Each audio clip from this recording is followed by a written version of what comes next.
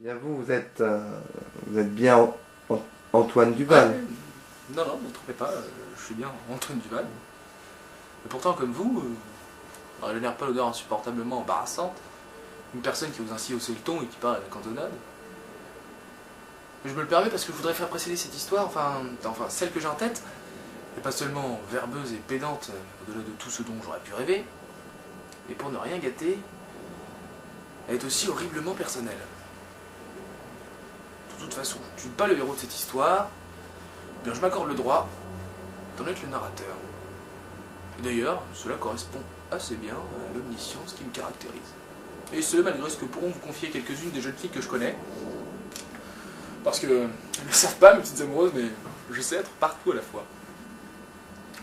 Par exemple ici, dans ce département du centre de la France. Un an, mon frère Paul, que vous avez aperçu tout à l'heure, en lit, a décidé de quitter la France pour venir s'y installer. Il n'est pas parti seul, mais avec Anna et Lou, qui est le fils d'Anna. Pour justifier son départ, il m'avait à l'époque mollement assuré que ce serait plus facile pour lui de vivre là-bas à la campagne plutôt qu'ici à Paris. Puis sans sourire, il avait amondé son argument par la nécessité de mettre des distances entre lui et nous.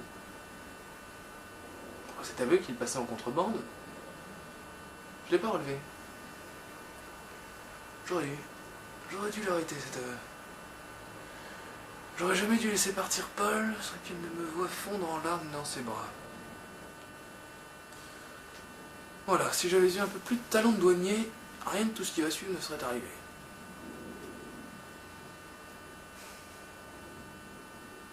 Permettez-moi de vous poser une dernière question.